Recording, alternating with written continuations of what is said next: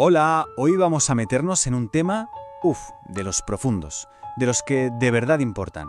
Vamos a intentar entender nuestros propios traumas invisibles en la crianza y sobre todo a ver cómo podemos pasar de esa búsqueda constante de la obediencia a construir un liderazgo real. Esto es para padres y madres que, como todos, no son perfectos, pero sí conscientes. Venga, vamos a ello. Pensemos un momento en la última vez que una situación con nuestros hijos nos superó. Esta frase, la verdad, lo clava. No es el berrinche en sí lo que nos rompe, no. No es el juguete que vuela por los aires, ni el no quiero. Es esa sensación que se nos queda dentro, ese sentimiento de estar perdiendo el control por completo. Y es que ahí está la clave de todo, de verdad. Esa explosión, esa reacción que muchas veces ni siquiera elegimos, no nace en ese preciso instante. Nace de un lugar mucho más antiguo. De ese pánico a sentir que perdemos el control sobre nosotros y sobre lo que está pasando. Y claro, después de la explosión que viene, pues la secuela. A veces es un grito, otras una amenaza que se nos escapa. O peor aún, ese silencio helador con el que sin darnos cuenta retiramos el afecto y castigamos con la distancia. Y justo después, cuando ya ha pasado la tormenta, llega lo peor de todo, una culpa que nos aplasta. Pero ojo, y esto es fundamental que lo tengamos claro, la meta en la crianza no es la perfección, para nada. No se trata de no fallar nunca. La verdadera meta es otra. Es tener conciencia de lo que pasa, saber reparar el daño cuando nos equivocamos y buscar día a día un equilibrio. Nuestros hijos no necesitan padres perfectos, lo que necesitan son adultos responsables. El verdadero cambio, el que de verdad transforma las cosas, llega cuando dejamos de preguntarnos «¿lo he hecho bien?» y en su lugar empezamos a preguntarnos «un momento, ¿qué es lo que se ha activado dentro de mí?». Esa pregunta es la que abre la puerta para poder sanar y sobre todo para no pasar nuestras propias cargas a la siguiente generación. Y esto nos lleva de cabeza al núcleo de la cuestión, los famosos traumas invisibles. ¿Pero qué son exactamente? ¿De qué hablamos cuando decimos esto? A ver, solemos asociar la palabra trauma con algo gigantesco, ¿verdad? Un evento catastrófico. Pero la mayoría de los traumas que arrastramos en el día a día no son así.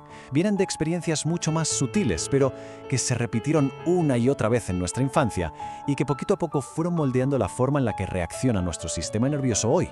Estamos hablando de cosas que para mucha gente eran lo más normal del mundo. Que nos ridiculizaran por llorar, que nos castigaran por enfadarnos, que tuviéramos que obedecer porque sí, sin ninguna explicación. O esa sensación tan común de que el cariño había que ganárselo, ya fuera con buenas notas o portándose bien. Venga, una pregunta honesta para que reflexionemos. ¿Qué comportamientos de nuestros hijos son los que nos encienden la mecha más rápido? ¿Que no escuchan a la primera? ¿El llanto desconsolado? ¿Que nos lleven la contraria? Justo ahí, en esa reacción que sentimos que es desproporcionada, ahí hay una mina de oro de información sobre nuestra propia historia. Esto es como un pequeño mapa de esas activaciones.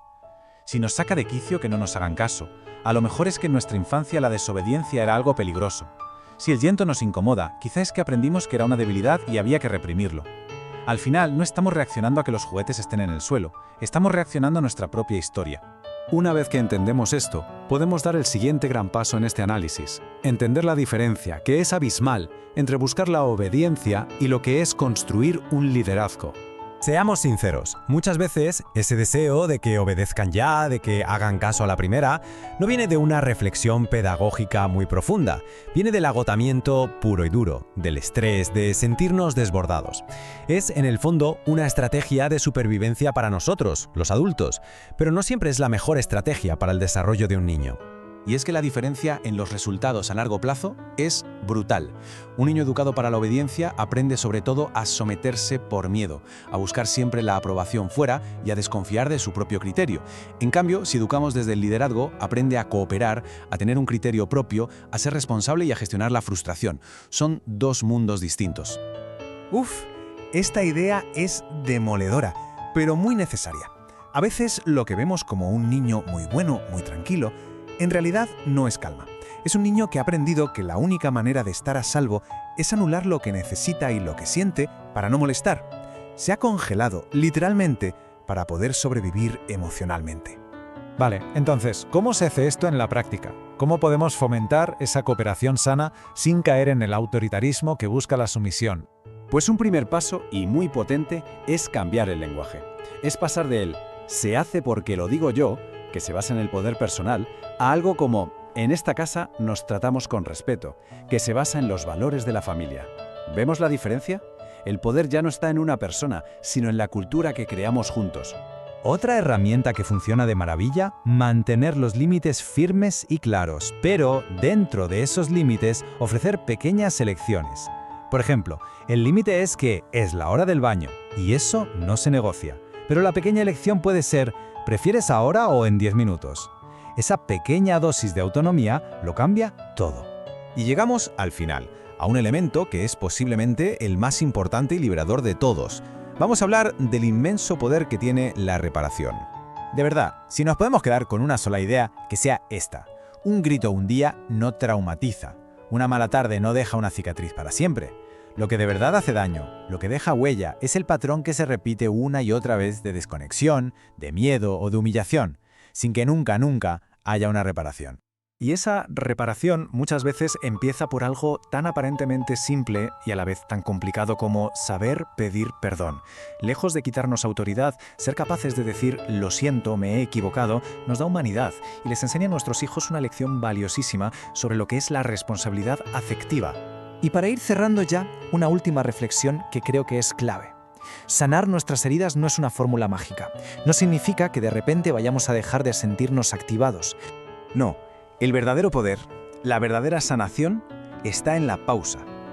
En ese segundo en el que somos capaces de darnos cuenta de que se nos ha activado una herida antigua y justo en ese momento elegir conscientemente una respuesta diferente a la automática.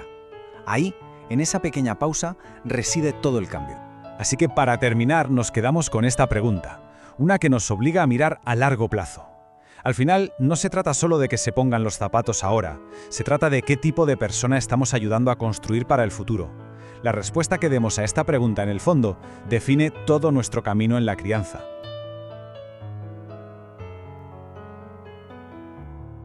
Dale me gusta, suscríbete y comparte para más crianza consciente. Nos vemos en el próximo video.